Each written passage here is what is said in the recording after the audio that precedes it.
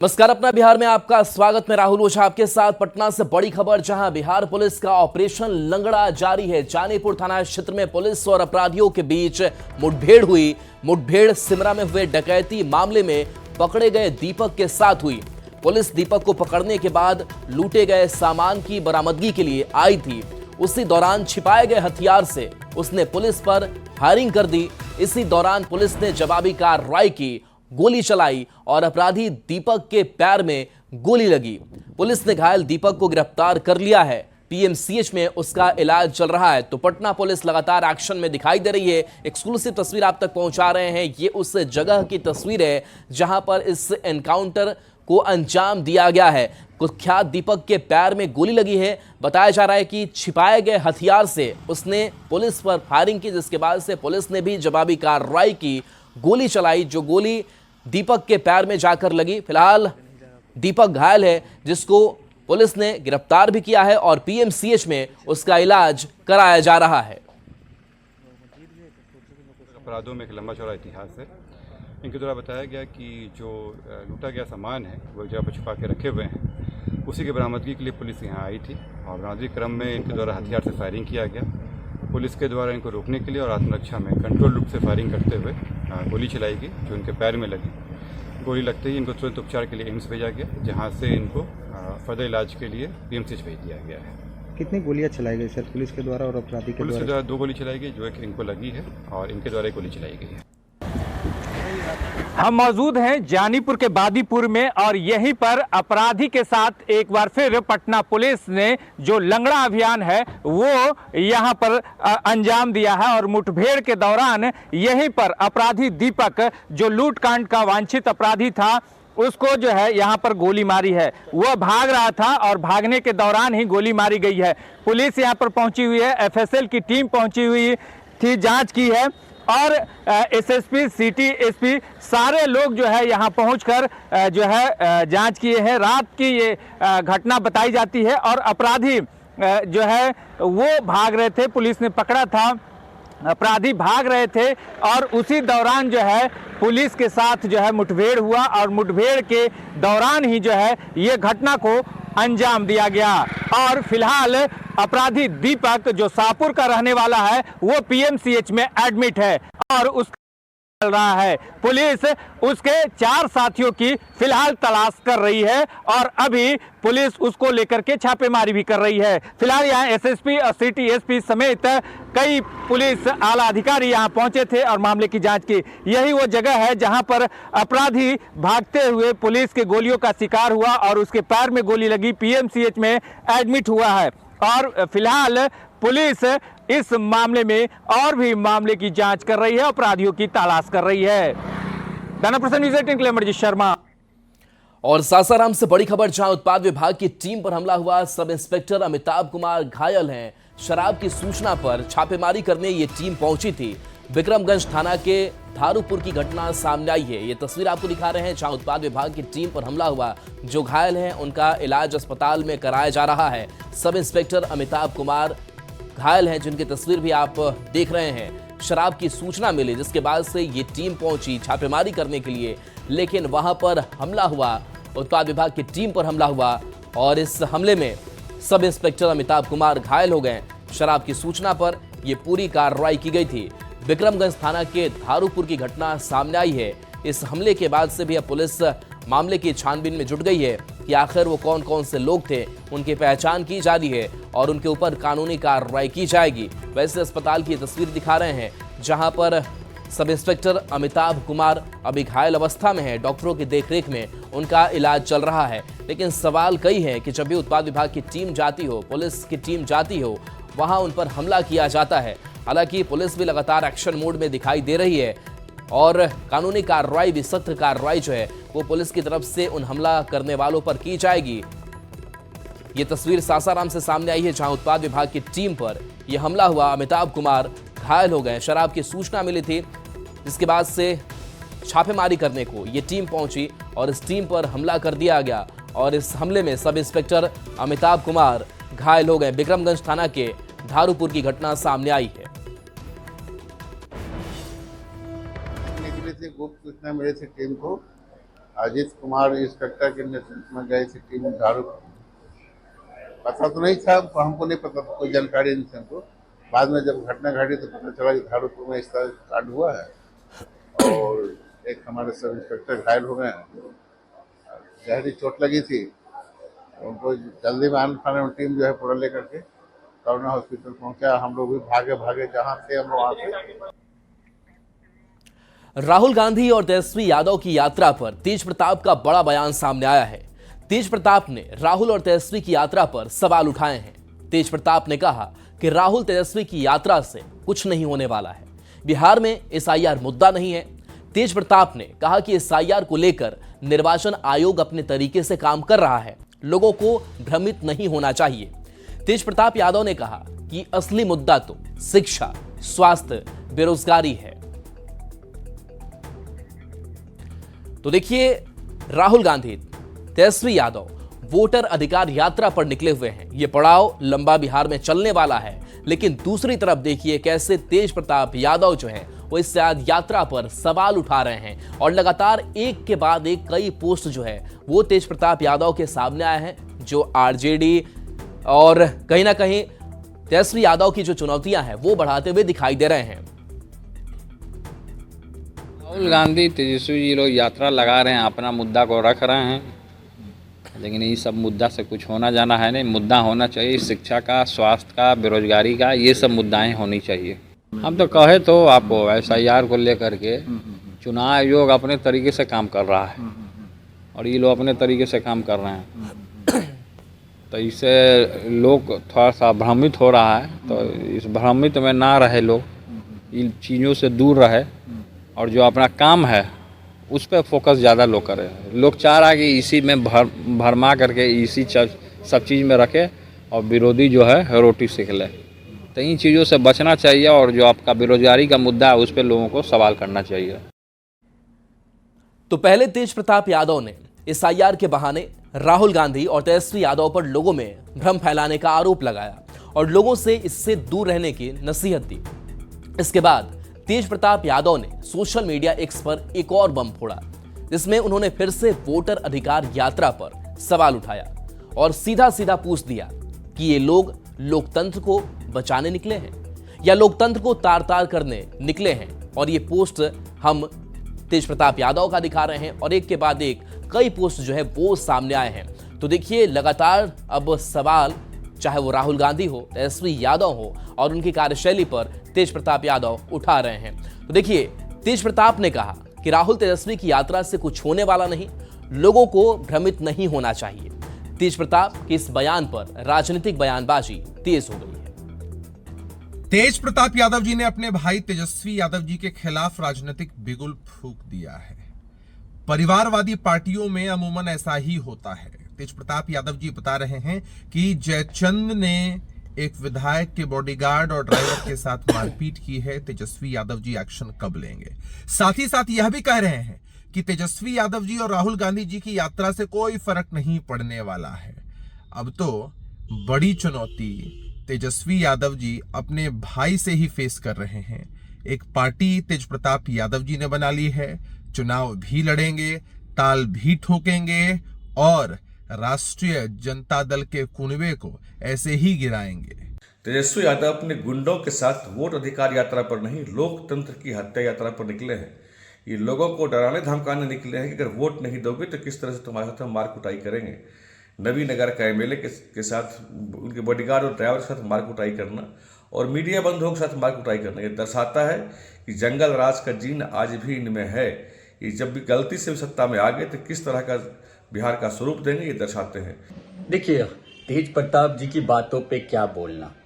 पूरा बिहार, जो लोग उनको समझते हैं वो जानते हैं कि उनकी राजनीतिक सोच कितनी है। राजनीतिक सोच कितनी है सभी बिहार के लोग जानते हैं और जिस सोच समझ के लिए वो जाने जाते हैं, पहचाने जाते हैं, उस पे क्या कोई टिप्पणी देगा। इधर राहुल गांधी की वोटर अधिकार यात्रा आज शाम शेखपुरा पहुंचने वाली है। राहुल गांधी लोगों से संवाद करने के बाद शेखपुरा में ही रात्रि विश्राम करेंगे। बरबीघा के SKR कॉलेज में राहुल गांधी और तेजस्वी का ठहराव होगा, जिसकी सुरक्षा को दुरुस्त करने के लिए प्रशासन ने निर्देश दिए हैं। वहीं वोटर अधिकार यात्रा को लेकर आरजेडी और कांग्रेस के कार्यकर्ताओं में काफी उत्साह है। माननीय तेजस्वी यादव जी एवं तमाम सभी नेतागण का स्वागत के लिए पूरी तैयारी है।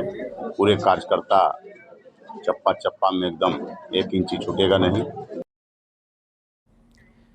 तेजस्वी यादव ने वोटर अधिकार यात्रा को लेकर कहा कि यात्रा को लोगों का अपार प्यार और समर्थन मिल रहा है। लोग समझ रहे हैं कि कैसे बीजेपी वालों ने पहले निर्वाचन आयोग की चोरी की और अब वोटों की चोरी की जा रही है। जनता जागरूक है और यहां से लोकतंत्र को नष्ट नहीं होने दिया जाएगा। निर्वाचन आयोग की प्रेस कॉन्फ्रेंस पर उन्होंने कहा कि कुछ भी स्पष्ट उन लोगों ने नहीं किया, ना तो उन्होंने और न ही उनके वकीलों ने। यात्रा जो है लोगों का अपार प्यार और समर्थन जो है मिल रहा है और लोग को अब समझ में आ रहा है कि किस प्रकार से जो है भाजपा के लोग मिलकर के सबसे पहले चुनाव आयोग को ही चुरा लिया, अब जो है वोटों की चोरी हो रही है। तो अब जो है जनता जो है जागरूक है और बिहार की धरती जो लोकतंत्र की जननी है, यहाँ से लोकतंत्र को नहीं मिटने दिया जाएगा। गणेश कुमार जिस तरीके से प्रेस कॉन्फ्रेंस करके सब बातों को क्लियर किया, इसके बाद आप लोगों को कोई बात ही नहीं क्लियर किया है उन्होंने, कोई भी स्पष्ट जवाब जिस तथ्यों के साथ तर्कों के साथ हम लोगों ने जो दिया है, जिन तर्कों के साथ दिया है, अभी तक उसका कोई जवाब न इन्होंने दिया, न इनके वकीलों ने सुप्रीम कोर्ट में कोई दलील जवाब जो है दे पाए। तो वोटर अधिकार यात्रा को लेकर तेजस्वी यादव जो भी दावे कर रहे हो, लेकिन बिहार के डिप्टी सीएम सम्राट चौधरी ने इस पर निशाना साधा है। सम्राट चौधरी ने एक वीडियो साझा करते हुए लिखा कि सड़क का सन्नाटा बता रहा है कि बेसिर हाथ पैर की बात करने वालों का बिहार में कोई अस्तित्व नहीं और रैली फ्लॉप होने पर नबीनगर विधायक के ड्राइवर और पत्रकार को पीटना जंगल राज की असलियत बताता है। तो एक तरफ तेजस्वी यादव जरूर कह रहे हैं कि उन्हें अपार समर्थन इस यात्रा का मिल रहा है, भरपूर प्यार जनता का मिल रहा है, तो दूसरी तरफ डिप्टी सीएम सम्राट चौधरी उन घटनाओं का जिक्र कर रहे हैं जहां पर अव्यवस्था पैदा हो रही है और बता रहे हैं कि रैली फ्लॉप होने पर नबीनगर विधायक के ड्राइवर और पत्रकार को पीटना जंगल राज की असलियत बताता है। चलिए बढ़ेंगे आगे। वहीं बीजेपी के राष्ट्रीय प्रवक्ता शाहनवाज हुसैन ने राहुल तेजस्वी की वोटर अधिकार यात्रा पर तंज कसते हुए कहा कि शासन सिर्फ बात करने, गाल बजाने और भ्रम फैलाने से नहीं मिलता है, बल्कि काम और विश्वास के बल पर मिलता है। उन्होंने दावा किया कि आगामी विधानसभा चुनाव में कांग्रेस को 0 और आरजेडी को मात्र 21 सीट मिलेगी, जबकि एनडीए की प्रचंड बहुमत वाली सरकार बननी है। विकास के नाम पर लड़ेंगे, विकास के नाम पर 20 साल से सत्ता में है और विकास को रुकने नहीं देंगे। कोई भी आ जाए, कितनी बात बना ले, कितना गाल बजा ले, गाल बजाने से नहीं होगा, बात बनाने से नहीं होगा, विश्वास से होगा। काम किया है हमने तो क्रेडिट हमें ही मिलेगा और शासन भी हमें मिलेगा। राहुल गांधी की यात्रा पर पथ निर्माण मंत्री नितिन नवीन ने तंज कसते हुए कहा कि राहुल और तेजस्वी लोगों में भ्रम फैला रहे हैं। राहुल और तेजस्वी चाहते हैं कि घुसपैठियों का भी वोटर कार्ड बने। मंत्री नितिन नवीन ने तेज प्रताप यादव के बयान पर भी हमला बोलते हुए कहा कि पहले उन पर लगे आरोपों का जवाब दें। की रही हो, जिन्होंने इस देश के लोगों को केवल ठगा हो, लूटा हो, वो आज इस बात को कर रहे हैं। और जिन्होंने बूथ तक लूटने का काम किया हो, जिन्होंने बैलेट बॉक्स तक उठाकर ले जाने वाले लोग, वो उनके शागिर्द बैठे हुए हैं। ये लोग इसकी बात कर रहे हैं, जनता के वोट की। और मैं तो कहता हूं कि जनता के वोट के साथ असल चोरी कोई किया तो राहुल गांधी जी और तेजस्वी यादव ने किया है। और मैं आज भी इलेक्शन कमीशन ने जब उनको चुनौती दी तो उससे बोलती नहीं निकल रही है। और पटना से बड़ी खबर, जहां आज नियुक्ति वाली सौगात मिलने जा रही है। सीएम नीतीश कुमार नियुक्ति पत्र देंगे। अनुकंपाधारियों को नियुक्ति पत्र दिया जाना है। संवाद में सुबह 11:45 पर समारोह होगा। आज पटना के लोगों को नियुक्ति पत्र दिया जाएगा। इसी हफ्ते दूसरे जिले को भी नियुक्ति पत्र मिल जाएगा। मिडिल और हाई स्कूल में ये बहाल होंगे। क्लर्क और परिचारी के पद पर बहाली अनुकंपा के आधार पर ये नौकरी मिल रही है, जिसका नियुक्ति पत्र आज दिया जाना है। तो आज पटना जिले के जो लोग हैं उनको नियुक्ति पत्र दी जाएगी और इसी हफ्ते दूसरे जिले को भी नियुक्ति पत्र मिल जाएगी। मिडिल और हाई स्कूल में ये बहाल होंगे। क्लर्क और परिचारी के पद पर ये बहालियां हुई हैं।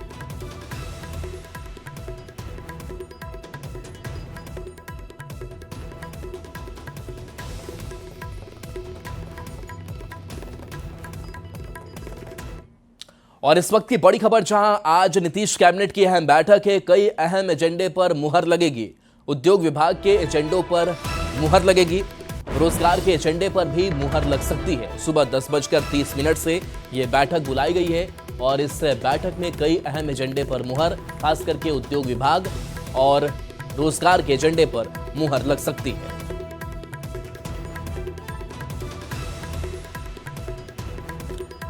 तो देखिए, रोजगार के एजेंडे पर मुहर संभव है और रोजगार को लेकर के जो ब्लूप्रिंट रास्ता तैयार किया गया है उस पर सरकार लगातार आगे बढ़ती हुई दिखाई दे रही है कि 2025 से 2030 तक कैसे नौकरी और रोजगार की संख्या बढ़ानी है और इस कदम पर लगातार सरकार चल रही है। तो कई अहम एजेंडे हैं, खास करके उद्योग विभाग के भी कई महत्वपूर्ण एजेंडे हैं जिन पर आज मुहर लग सकती है। इसके साथ साथ रोजगार के एजेंडे पर भी मुहर संभव माना जा रहा है।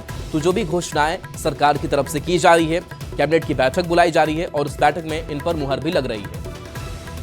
सीतामढ़ी से बड़ी खबर, जहां न्यूज 18 की खबर का असर हुआ है सदर अस्पताल में घूस मामले में। पोस्टमार्टम के लिए घूस मामला जिसमें 10,000 रुपए घूस की मांग की गई थी। एसपी अमित रंजन ने बड़ी कार्रवाई इस मामले में की है। टीओपी प्रभारी मोहम्मद आलम को हटा दिया गया है। एसआई मुन्ना पांडे को भी हटाया गया है। तत्काल प्रभाव से दोनों को हटा दिया गया है।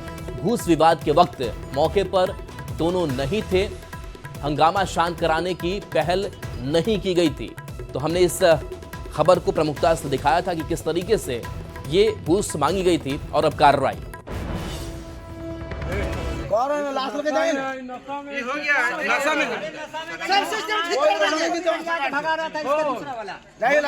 यही बात सदर हॉस्पिटल में जगह जगह पे पैसा मांगा जाता है। क्या हुआ बाबू? और देखिए, ये कल की तस्वीर थी और इस तस्वीर को हमने प्रमुखता से दिखाया था कि कैसे देखिए पोस्टमार्टम के लिए घूस की मांग की जा रही है और इसी मामले में कार्रवाई हुई। एसपी अमित रंजन ने बड़ी कार्रवाई की है। टीओपी प्रभारी मोहम्मद आलम को हटाया गया है। पोस्टमार्टम का चार्ज 10,000 है। सरकार खबर नवादा से है, जहां सदर अस्पताल के प्री फैब्रिकेटेड वार्ड की फॉल सीलिंग गिर गई। इसके कारण मरीज की बाल जान बच गई। एक हफ्ते में फॉल सीलिंग गिरने की दूसरी घटना है। पिछली बार सीलिंग गिरने से कुछ मरीजों को चोट भी लगी थी। इस बार भी एक महिला और उसके नवजात को चोट आई है। इस घटना से अस्पताल के प्री फैब्रिकेटेड बनाने वाली एजेंसी के कार्यशैली के साथ गुणवत्ता पर भी सवाल उठ रहे हैं। और उनको टेलीफोन किया था कि सर्जरी था, ऑपरेशन हुआ, वही हम देखने के लिए आए थे। मेरे सामने वहाँ पे सीलिंग गिरा है। हम जब आए तो कुछ लोग घेर लिया कि भाई यहाँ हमारा देखिए बच्चा यहाँ पे सोया हुआ था, मरीज भर्ती था। क्या जरूरत है, देखे नहीं, बताया जाए क्या स्थिति है। डीएम साहब के काम है, डीएम साहब कार्रवाई करते तो आज ये स्थिति नहीं होता। और बड़ी खबर कैमूर से, जहां चोरों ने बैंक के एटीएम से 46,500 रुपए उड़ा लिए। घटना भभुआ सदर थाना से महज 50 मीटर दूर की है। प्रखंड समन्वयक ने भभुआ थाना में आवेदन देकर कार्रवाई की मांग की है। उसने बताया कि जब वो एटीएम से पैसे निकालने गया तो कार्ड मशीन में ही फंस गई। उसने एटीएम मशीन के ऊपर लिखे नंबर पर फोन भी किया, लेकिन बाद में उसे शक हुआ कि उसके साथ जालसाजी की गई है।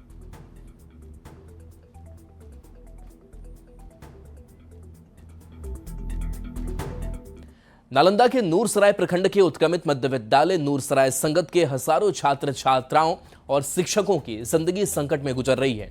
इन लोगों को पढ़ाई से ज्यादा अपनी जान की फिक्र सता रही है। दरअसल नूरसराय बाजार में पानी की निकास नहीं होने के कारण पंचदेव तालाब और स्कूल का मैदान पूरी तरह से डूब गया है। स्कूल आने जाने के लिए बच्चों और शिक्षकों को अपनी जान जोखिम में डालनी पड़ती है। पानी जमा होने के कारण डेंगू का भी खतरा मंडराने लगा है। स्थानीय लोगों का आरोप है कि स्थिति इतनी खराब होने के बावजूद जनप्रतिनिधियों के कान पर जू तक नहीं रेंग रहा। तो ये तस्वीर देखिए किस तरीके से आसपास जल जमाव है और ऐसे में ही इन को परेशानियों का सामना करते हुए स्कूल तक पहुंचना होता है और कहीं ना कहीं कई जो बीमारियां हैं वो भी इन बच्चों को चपेट में ले सकती है। और देखिए किस तरीके से जान जोखिम में डालकर दीवार को पकड़ कर ये स्कूल तक पहुंचने की कोशिश कर रहे हैं। पैर फिसला, ये सीधे पानी में जाएंगे और इनको चोट भी लग सकती है। और चलिए न्यूज़ 18 बिहार झारखंड पर खबरें आपके लिए लगातार जारी है।